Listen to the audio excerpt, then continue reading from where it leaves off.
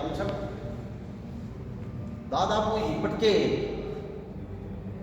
నెల రోజుల పాటుగా డివిజన్ కమిటీ వేసినప్పటి నుంచి అంత ముందు నుంచి కూడా ఇక్కడ ధర్మవరంలో మినీ మహాసభ నిర్వహించాలని మీరు చేస్తున్నటువంటి వ్యూహాత్మకటువంటి ఆలోచన విధానం, మీరు చేస్తున్నటువంటి ప్రయత్నం చాలా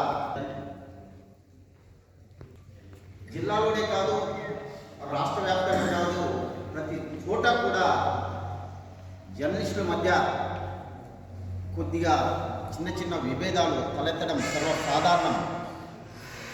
ఎందుకంటే సమైక్యంగా అందరినీ ఏకదాటిపైకి తీసుకురావడం ఏ వర్గానికి ఏ సంఘానికి సాధ్యం కాదు. కాబట్టి అందులో భాగంగా అన్ని సంఘాలతో పోలిస్తే, ఉపాధ్యాయ సంఘాలు, ఉద్యోగ సంఘాలు, అన్ని సంఘాలతో పోలిస్తే మన జర్నలిస్టుల సంఘం ఒక విభిన్నమైన యూనియన్గానే భావించవచ్చు. ఎందుకంటే మన వాళ్ళు సమాజాన్ని చదివినటువంటి వాళ్ళు, ఎవరికి వాళ్ళే హీరోలు, తల పండేటటువంటి మేధావు.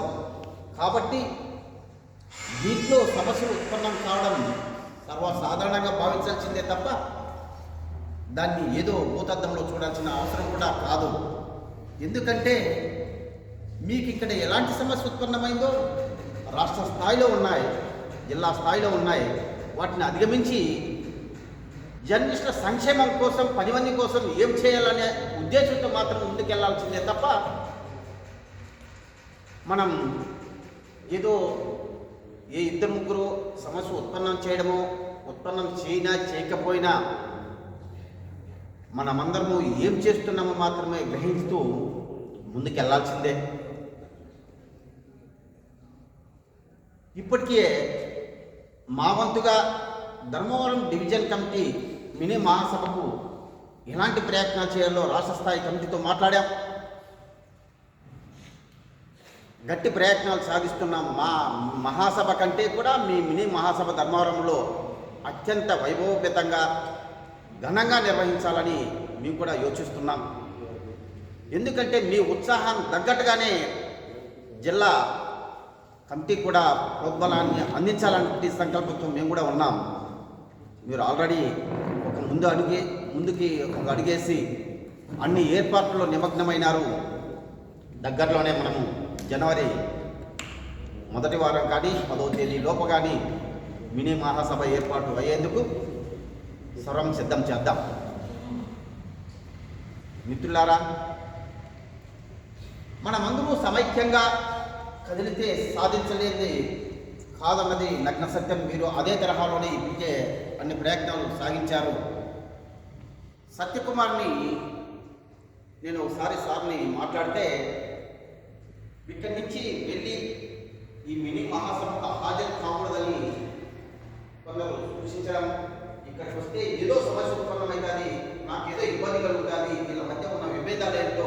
ఎందుకంటే అక్కడ పూర్తి స్థాయిలో మీరు ఉన్నటువంటి స్ట్రెంత్ ఎంత, అవతల చెప్పిన వాళ్ళు వాళ్ళ యొక్క స్ట్రెంత్ ఎంతో గ్రహించలేని సిచ్యువేషన్లో అతను కూడా ఏదో అపోహకు గురైనాడు.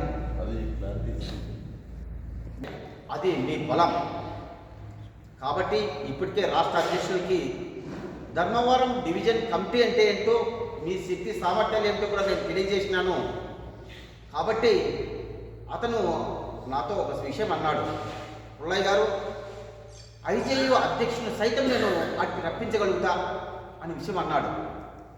స్టేట్ కమిటీనే కాదు కదా, ఐజేయు అధ్యక్షుడు శ్రీనివాసరెడ్డిని సైతం నేను రప్పించడానికి సంసిద్ధంగా ఉన్నా అనే విషయం చెప్పుకొచ్చాడు. అంటే మీ డివిజన్ కమిటీ విషయంలో ఎలాంటి పాజిటివ్ దృక్పథం ఉంది రాష్ట్ర కమిటీకి అనే విషయాన్ని మీ దృష్టికి తెస్తున్నా. ఆల్రెడీ అనగానే సత్యప్రసాద్ అత్యంత క్లోజ్ మిత్రుడు మన ఐవి సుబ్బారావుకి, అతను కూడా చెప్తున్నాడు, ఇన్ఛార్జ్ మినిస్టర్, మన జిల్లా ఇన్ఛార్జ్ మినిస్టర్ని నేను రప్పిస్తాను. ఆల్రెడీ సత్యకుమార్కి అత్యంత క్లోజ్ మిత్రుడు, సపోర్ట్ చేస్తూ వస్తున్నాడు. మనం ఏ క్షణంలో వెళ్ళినా